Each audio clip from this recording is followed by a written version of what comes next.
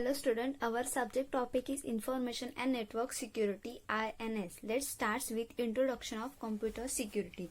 Nowadays, each and everyone can use the internet and it's provide the essential communication tens of millions of people and it's popular to use tools for the e-commerce. Therefore, security becomes an extreme important issue to deal with. A computer security basically is a protection of the computer system and information from harm threats and unauthorized users. सध्याच्या काळात बघा आपण प्रत्येक जण internet use करतो, वेगवेगळ्या कारणासाठी internet use करतो, वेगवेगळ्या डिव्हाइसेसमध्ये इंटरनेट यूज करतो. मग ते आपण जे इंटरनेट यूज करतो त्याच्या थ्रू आपल्याला काही काही अटॅक सुद्धा होऊ शकतात. अनऑथराइज पर्सन सुद्धा आपला जो जीमेल आहे, जो आपला जो पर्सनल डेटा आहे तो ऍक्सेस करू शकतो, यूज करू शकतो. त्याच्यामुळे कॉम्प्युटर किंवा आपले जे सिस्टीम आहे ते सिक्युअर करणं जास्त इम्पॉर्टंट झालेलं आहे. ठीक आहे. त्याच्यासाठी दोन अप्रोचेस आहेत सिक्युरिटीचे. फर्स्ट अप्रोच आहे active dynamic transient. It is implemented of the behaviour and the pattern analysis. यामध्ये असं सांगितलेलं आहे की जो अटॅक आहे, जो अनऑथराइज पर्सन आहे त्याचा बिहेवियर अँड पॅटर्न अनालाइज करून त्याच्यावरती सिक्युरिटी मेंटेन केली जाते. आणि सेकंड आहे पॅसिव्ह स्टॅटिक सिक्युरिटी. यामध्ये it's implemented through the cryptography. Cryptography म्हणजे तुम्हाला माहित आहे का? Cryptography that is a techniques which use the protects information in one obtain from mathematical concept. क्रिप्टोग्राफीमध्ये मॅथमॅटिकल्स कन्सेप्ट यूज करून, वेगवेगळ्या मॅथमॅटिकल्स अल्गोरिदम यूज करून तो जो आपला मेसेज आहे तो एन्क्रिप्ट केला जातो आणि त्याच्यानंतर त्याच्यावरती काम केलं जातं, म्हणजे तो सिक्युअर केला जातो. समजला या दोघांमधला डिफरन्स, ऍक्टिव्ह अँड पॅसिव्ह? ठीक आहे.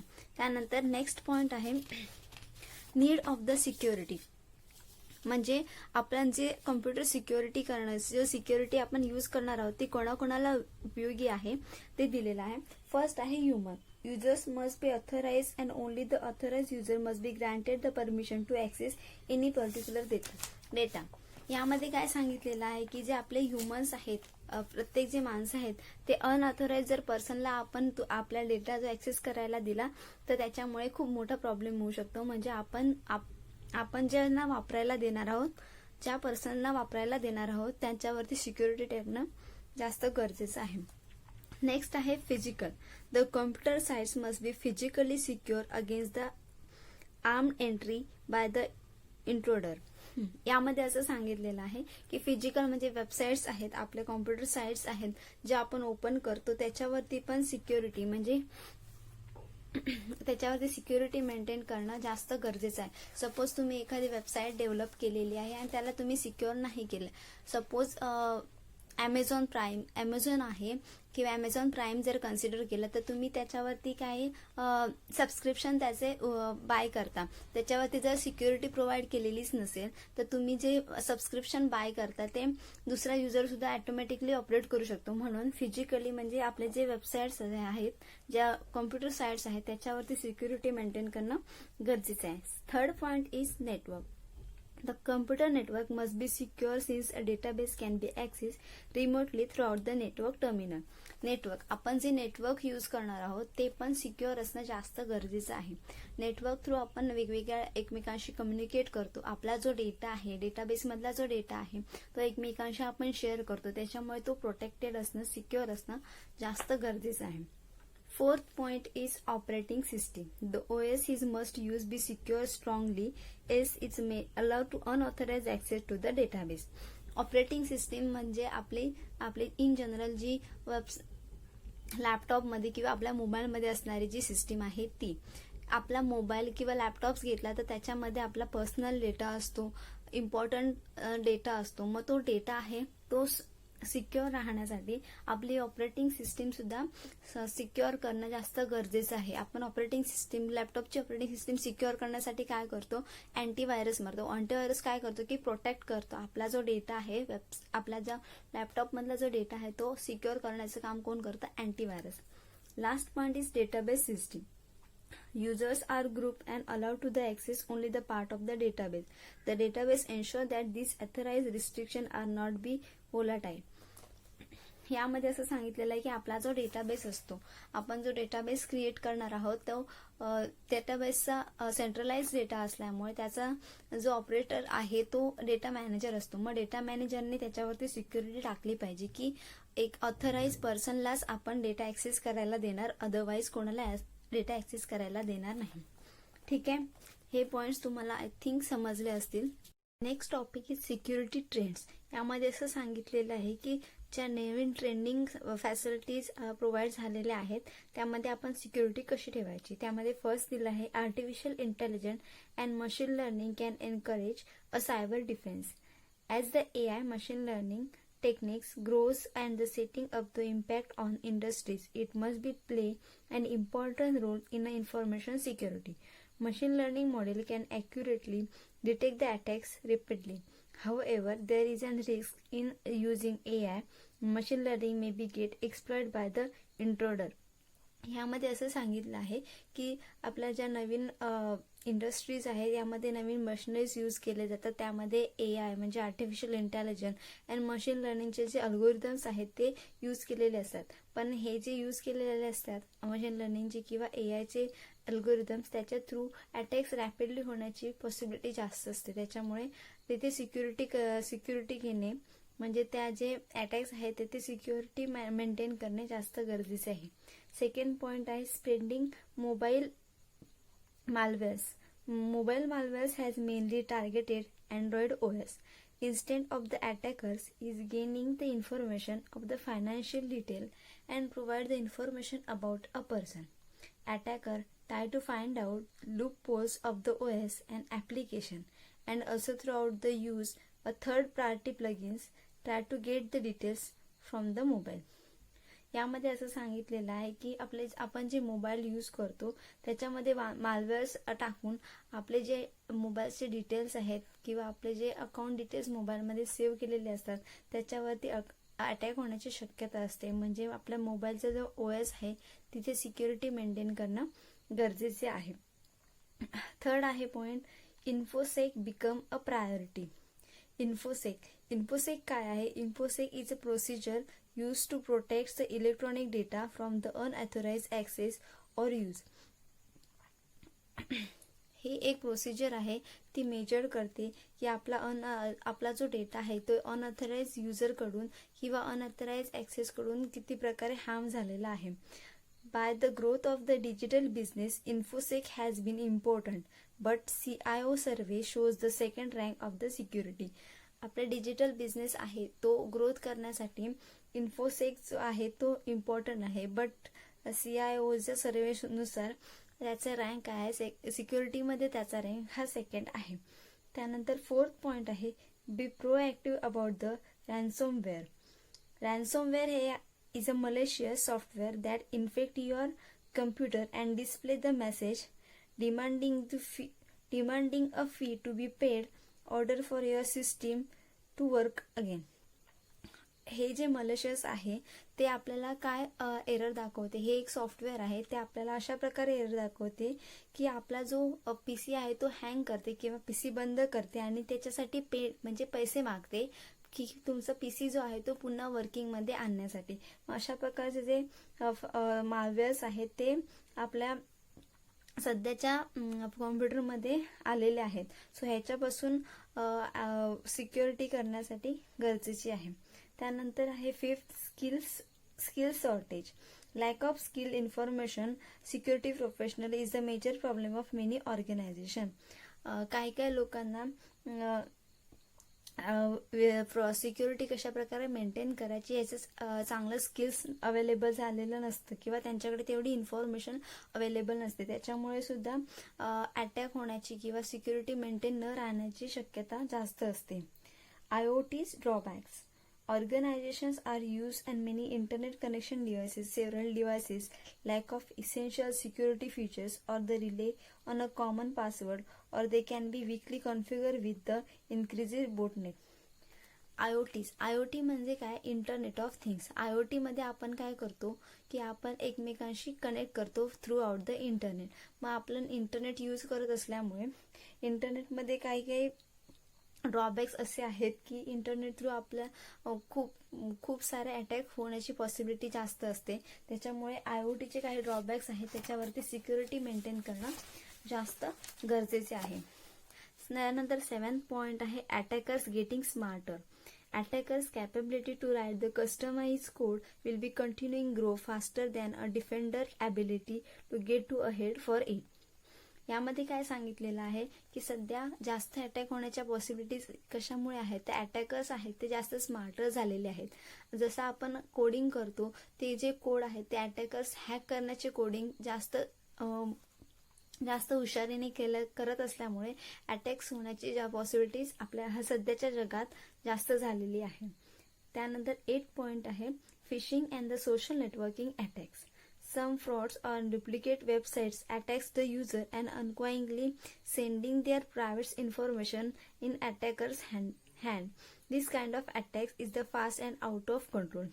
फिशिंग अटॅकमध्ये काय केलं जातं की आपल्याकडे एक डुप्लिकेट वेब पेज, म्हणजे सपोज तुम्ही आता बघू शकता की ॲडमिशनच्या किंवा एखाद्या तुम्ही जॉब ॲप्लिकेशन एखादं तुम्ही जर फिल केलं असेल किंवा जॉब ॲप्लिकेशनचा एखाद्या ॲपमध्ये तुम्ही तुमचं रजिस्ट्रेशन केलं असेल, मग AI थ्रू काय करतात तर तुमचा डेटा डिटेक्ट करतात आणि तुम्ही जशी रिक्वायरमेंट आहे तशी तुम्हाला ॲडव्हर्टाईज देतात की इथे ह्या ठिकाणी वेब डेव्हलपर किंवा ह्या ठिकाणी फुल स्टॅक डेव्हलपरची गरज आहे, तुम्ही तुमची इन्फॉर्मेशन फिल करा, आम्ही इंटरव्ह्यू शेड्यूल करतो. असे जे फेक्स वेबसाईट्स बनवून तुम्हाला इंटरॅक्ट करतात आणि तुमची जी इन्फॉर्मेशन आहे ती मिळवतात आणि ती अटॅकर्सना त्याची प्रोव्हाइड करतात. अशा प्रकारच्या अटॅकला फिशिंग अटॅक किंवा सोशल नेटवर्किंग अटॅक्स असं म्हणतात. Next point is the OSI security architecture. To get the sense of how the system security is established, we must know the generally accepted architecture of the cyber security setup, Open System Interconnection, that means OSI. ITUI recommendation of X800 security architecture for OSI defines the systematic way useful for the organization for organizing the task of providing security. Organizations have developed the security features for their applications and services because this architecture was developed to international standards. OSI म्हणजे काय, open system interconnection. याच्यामध्ये काय आहे, आपले जे security maintain करण्याच्या ज्या काही रूल्स आहेत ते मेंटेन म्हणजे कशा प्रकारे कोणते सिक्युरिटी कुठे अप्लाय करायची, त्याची जी काही सगळी इन्फॉर्मेशन आहे ती OSI मध्ये स्टोअर केलेली असते. ती काय इंटरनॅशनल स्टँडर्ड आहे, ते स्टँडर्ड सर्वजण फॉलो करतात. ठीक आहे. OSI security architecture mainly focus on first security attack, second is security mechanism and third is security services. आपण त्यामधील फर्स्ट बघूया, security attack. Several actions which deals with the security of the information maintained by the organization. Security attack मध्ये काय येतं की जे काही actions असतात, जे इन्फॉर्मेशन मेंटेन करून ऑर्गनायझेशन पर्यंत पोहोचवण्याचं काम कोण करतं की सिक्युरिटी अटॅक. आपण जे सिक्युरिटीसाठी जे ऍक्शन्स यूज करतो ते मेंटेन करून त्याची इन्फॉर्मेशन ती ऑर्गनायझेशन पर्यंत पोहोचवण्याचं काम सिक्युरिटी अटॅक करतं. त्यानंतर आहे security mechanism. A mechanism that is intended to identify, prevent or action perform to recover from the security attack. यामध्ये काय आहे की आपण जे सिक्युरिटी अटॅक्स मेंटेन केलेले आहे, त्याची इन्फॉर्मेशन मेंटेन केलेली आहे, ते कोणते आहेत, म्हणजे कशा प्रकारचे जे सिक्युरिटी अटॅक्स आहेत ते मेंटेन करणं, आयडेंटिफाय करणं, प्रिव्हेंट करणं, त्याच्यावरती कुठले कुठले ऍक्शन्स परफॉर्म करायचे आहेत, ती जे मेकॅनिझम आहे ते म्हणजे कोणतं आहे, security mechanism. And third one, security services. A services that improves the data processing system security and transforming the information of an organization.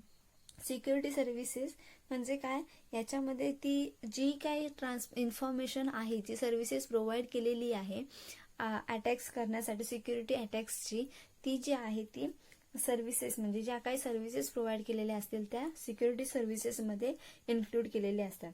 So तुम्हाला समजलं असेल की OSI सिक्युरिटी आर्किटेक्चरचे 3 फोकसेस मेनली पॉईंट कुठचे आहेत, security attacks, second one is security mechanism, and third one is security services.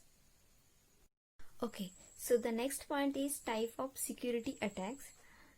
The types of security attacks will be two. First is passive attacks and second is active attacks. First आपण बघूया passive attack. Passive attacks aims to learn or make a use of the information from the system but does not affect the system resources. The goal of attackers is to obtain the information that is being transmitted. These attackers do not involve any modification to the content of the original message. Passive अटॅक्समध्ये काय सांगितलेलं आहे की जो अटॅकर्स असतो तो transmission जो data होत असतो तो फक्त बघतो, त्याच्यामध्ये कोणतंही मॉडिफिकेशन किंवा कोणतेही चेंजेस तो करून आणत नाही. आपण आता एक एक्झाम्पल कन्सिडर करूया. सपोज ए एक तुमची साईट आहे, बी तुमचा बी ला तुम्हाला एखादा डेटा आहे तो सेंड करायचा आहे. तुम्ही सेंडर आहात आणि हा रिसिव्हर आहे. ए हा सेंडर आहे आणि बी हा रिसिव्हर आहे. अँड सपोज सी हा तुमचा अटॅकर आहे. सो तुम्ही ए कडून बी कडे जर डेटा सेंड करत असाल तर पॅसिव्ह अटॅक्स मध्ये काय होतं की तो डेटा सेंड होत असताना ओनली बघतो. म्हणजे जो अटॅक आहे तो काय करतो की फक्त जो मेसेज आहे, ओरिजिनल मेसेज जो आहे तो फक्त बघतो, त्याच्यामध्ये कोणते मॉडिफिकेशन किंवा चेंजेस करून आणत नाही. ठीक आहे, हा पॉइंट क्लिअर झाला. त्यानंतर दुसरा टाइप आहे तो active attacks. Active attacks attempt to alter the system resources and affects their operations. Active attacks involve some modification of the data stream or the creation of the fail stream. Active attacks are harmful to the system. आता same opposite आहे. जसं passive attack मध्ये data transmit होत असताना जो attacker असतो तो फक्त जो डेटा ट्रान्समिट होत आहे, कोणता डेटा आहे तो फक्त बघतो. बट ऍक्टिव्ह अटॅक्स मध्ये कम्प्लिटली अपोजिट आहे. ऍक्टिव्ह अटॅक्स मध्ये काय केलं जातं, सपोज तुम्ही सेम कंडिशन आहे, ए आपला ट्रान्समिटर आहे, ए कडून बी कडे तुम्हाला डेटा सेंड करायचा आहे आणि सी हा तुमचा अटॅकर्स आहे. मग ऍक्टिव्ह अटॅक्स मध्ये काय केलं जातं, ए कडून जो डेटा सेंड होत असतो तो ऑटोमॅटिकली अटॅक करून सी स्वतःकडे घेतो, त्याच्यामध्ये काहीतरी चेंजेस करतो. सपोज एरर बीट ऍड करतो किंवा इन्क्रिप्ट करतो, जो डेटा आहे त्याच्यामध्ये एक्स्ट्रा बीट्स ऍड करतो, काहीतरी वेगळा मेसेज टाईप करतो आणि नंतर तो डेटा आहे तो बी कडे ट्रान्समिट करतो. म्हणजे कोणता अटॅक झाला की ऍक्टिव्ह अटॅक. तुम्हाला दोघांमधला डिफरन्स समजला असेल आय थिंक. पॅसिव्ह अटॅक मध्ये काय असतं की डेटा जो ट्रान्समिट होत असतो तो फक्त बघितला जातो, त्याच्यामध्ये कोणतीही चेंज किंवा मॉडिफिकेशन केले जात नाहीत. पण ऍक्टिव्ह अटॅक्स मध्ये काय केलं जातं, डेटा जो ट्रान्समिट होत असतो तो कॅच करून त्याच्यामध्ये काहीतरी एरर बिट्स किंवा एक्स्ट्रा ऍडिशनली कोणती तरी ऍडिशनल काहीतरी मेसेज वगैरे टाईप करून तो जो ऍडिशनल ऍड केलेला मेसेज आहे तो बीकडे सेंड केला जातो. क्लिअर आहे. त्यानंतर यामध्ये बघा की पॅसिव्ह अटॅक्स मध्ये दोन टाईप आहेत. फर्स्ट आहे release of message and second आहे ट्रॅफिक अनालिसिस.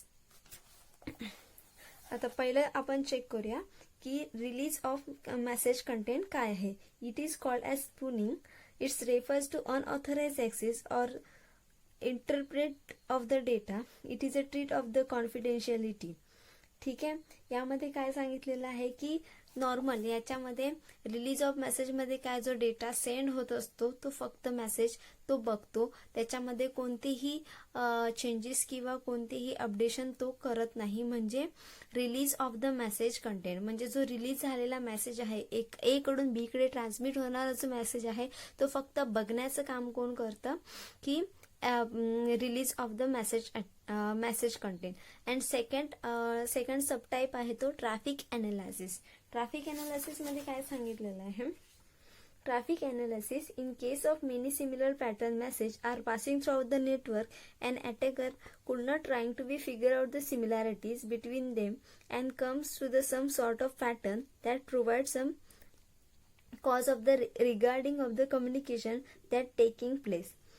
ठीक आहे, यामध्ये असं सांगितलेलं आहे जसं तुमचा मेसेज आहे तो सेंड करत असतो, तर यामध्ये आता सपोज कन्सिडर करा ए आहे, त्याने जो डेटा जो सेंड करत आहे त्याला कळलं आहे की आपला जो डेटा आहे त्याच्यावरती अटॅक होतोय, कोणतरी आपण पाठवत असलेला डेटा बघतोय.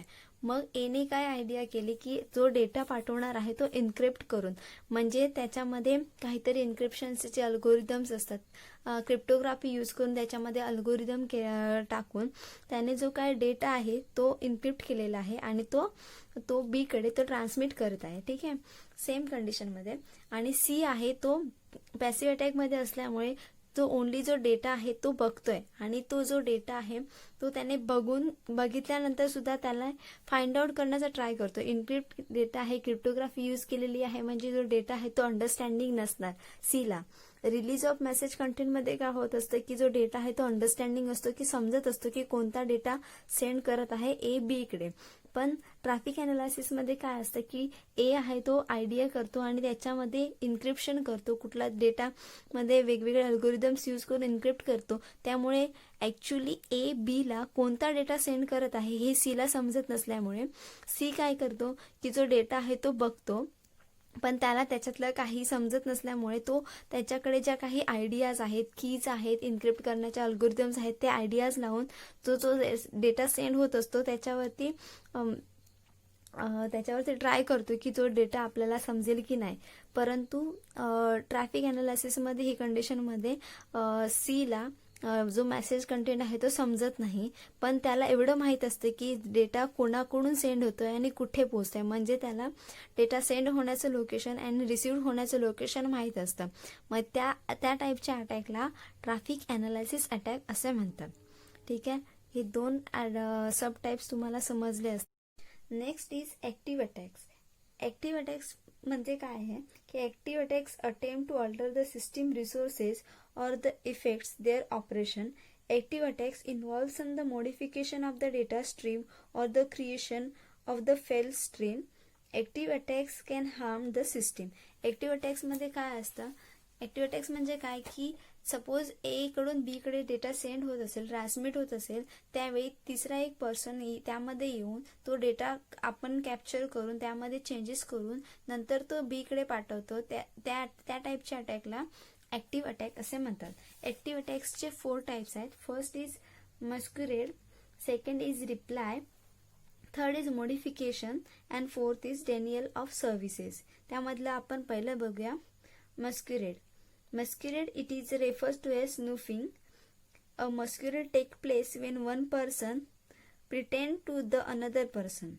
For example, suppose आपल्याकडे ए हा एक पर्सन आहे and बी हा एक पर्सन आहे. ठीक आहे, ए कडे त्याचं log in ID and password आहे, आयडी अँड पासवर्ड. यामध्ये या अटॅक मध्ये काय होतं की थर्ड पर्सन इन्व्हॉल्व होतो. थर्ड म्हणजे आपण सी कन्सिडर करूया. ए चा log in ID and password आहे, हा त्याचा पर्सनल आयडी अँड पासवर्ड आहे.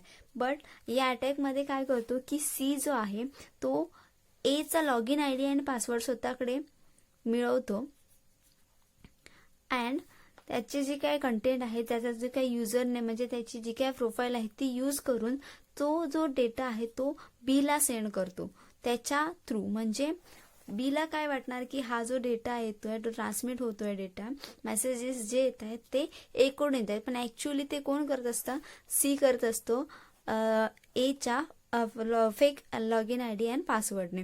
हे काय अशा टाईपचा जो अटॅक असतो त्याला मस्क्युरेड अटॅक असे म्हणतात. ठीक आहे, त्यानंतर second attack is reply. Passive capture of the data and the subsequent retransmission of the production is unauthorized effect. The user capture the sequence of the event and some of the data units can be resend them. For example, same condition घेऊया आपण. A and B. Suppose आपल्याला एक example घ्यायचं आहे, हे bank मधलं. ए आहे तो बी ला आपल्या बँक अकाउंट मधून 1000 रुपीज डिडक्ट करायला सांगत आहे. सेम हा जो मेसेज आहे हा सी ने रीड केला आहे अँड सी ने सेम मेसेज पुन्हा याच्या अकाउंटने त्याला सांगितलंय की 1000 रुपये डिडक्ट कर. मग ह्याच्याकडे 2 मेसेज गेले, एक जो आहे ओरिजिनल ए कडून गेलेला and second one is C कडून गेलेला. मग बी काय करणार की 2 वेळा मेसेज आल्यामुळे तो 2 वेळा जे पैसे आहेत ते डिडक्ट करणार. मग अशा प्रकारे म्हणजे काय की हा जो मेसेज आहे तो सेम मेसेज पुन्हा त्याने पाठवून पुन्हा म्हणजे एकच काम दोन माणसाकडून वेगवेगळ्या प्लेसवरून आल्यामुळे बी ने सुद्धा जे पैसे आहेत ते डिडक्ट केलेले आहेत. मग अशा प्रकारे एच्या अकाउंटमधून टोटल 2000 डिडक्ट होणार. म्हणजे रिप्लाय हा अटॅक समजला असेल तुम्हाला की एखादा जो मेसेज पास करत असेल ए बी ला, तो जो मेसेज आहे तो सेम तसाच मेसेज पुन्हा रिप्लाय म्हणजे पुन्हा जसाच मेसेज पाठवला त्याच्यामुळे हा रिप्लाय हा अटॅक इथे झालेला आहे. त्यानंतर third one is modification. A modification of message means that some part of the original message is altered and or that message can be delayed and recorded or the produces to unauthorized effect. For example, consider करूया same आहे, A आहे and B आहे. त्यानंतर इथे A हा एक जो message आहे इन्क्रिप्ट केलेला मेसेज आहे तो सेंड करत आहे बी कडे. सी आपला अटॅकर आहे.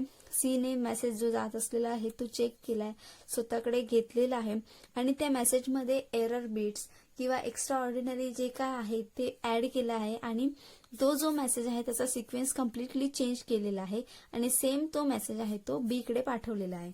मग यामध्ये काय झालं की हा जो आहे तो मेसेज आहे तो ऑलरेडी जो ओरिजिनल मेसेज आहे त्याच्यामध्ये मॉडिफिकेशन करून सी ने तो मेसेज बी कडे पाठवलेला आहे.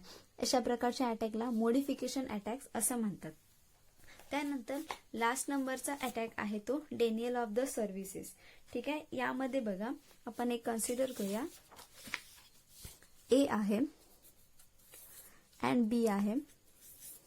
ए ला पर्टिक्युलरली त्याचा युजर नेम अँड पासवर्ड आहे, ID password,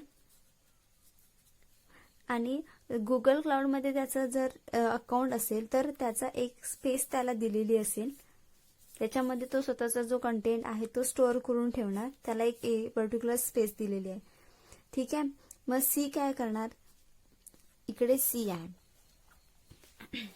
Daniel of service मध्ये काय होतं, the denial of the service attacks make the attempt to the prevent a valid user for accessing the services for which they are eligible for. An attacker and unauthorized user can be send the login request continuously to the particular target machine at less time and thus the delay access of the length time users can be accessing the network resources. यामध्ये काय सांगितलेलं आहे, ए आणि बी दोघांकडे login ID password आहे, त्यांचा एक particular space आहे, त्यामुळे हे लोक एकमेकांशी कम्युनिकेट करत असतात आणि हा जो मेसेज पासिंग करत असतात. ठीक आहे, मग एचा जो एक पर्टिक्युलर एरिया स्पेस त्याला दिलेला आहे त्याचे लॉगिन आयडी आणि पासवर्ड सी कडे गेलेले असल्यामुळे सी काय करणार की नंबर ऑफ मेसेजेस इकडे पाठवणार आणि इकडचा जो स्पेस आहे तो हे जे अननेसेसरी मेसेज असणार त्याचा काहीही यूज नसणार, पण हा अननेसेसरी मेसेजेस पाठवून इकडची जी एरिया आहे तो ब्लॉक म्हणजे त्याचे जे सर्व्हिसेस आहेत म्हणजे ए ला कोणताही काहीही करून एला हे सर्व्हिसेस त्याला ऑपरेट करायला न मिळण्यासाठी सी अननेसेसरी मेसेज करून इकडचा जो एरिया आहे तो ब्लॉक करून टाकला. म्हणजे काय, ज्यावेळी ए आपल्या सर्व्हिसेस घ्यायला जाणार किंवा आपले जी काही स्पेस आहे गुगल क्लाउडवरची किंवा सर्व्हरवरची ऑपरेट करायला जाणार तेव्हा त्याला ती अवेलेबल होणार नाही आणि फुल दाखवणार. मग त्याच्यासाठी काय केलं, सी ने ऑटोमॅटिकली आपल्या युजरनेम अँड पासवर्डने number of messages unnecessary messages टाकून सर्व्हरवरची जागाही फुल केली. म्हणजे त्याचे जे सर्व्हिसेस आहेत त्याच्यापर्यंत एला म्हणजे एला न जाऊ देता त्याचे जे सर्व्हिसेस आहेत ते ब्लॉक करण्याचं काम कोणी केलं, सीने केलं. मग अशा प्रकारच्या ज्या अटॅक असतो त्याला डेनियल ऑफ द सर्व्हिसेस म्हणतात. म्हणजे त्याच्या ज्या एच्या ज्या सर्व्हिसेस त्याला आहेत अवेलेबल आहेत, ऑथोराइज जो ए आहे त्याला सर्व्हिसेस आहेत ते अनऑथोराइज पर्सनने ब्लॉक करून टाकले आणि त्या सर्व्हिसेस पर्यंत त्याला जाऊ दिलेले नाही. त्या प्रकारच्या अटॅकला काय बोलतात, Daniel of the services. So this is the end of the section. कुठलाही प्रॉब्लेम असेल, कोणताही टॉपिक समजला नसेल तर डायरेक्टली व्हॉट्सअपवरती मेसेज करून तुम्ही विचारू शकता. थँक्यू.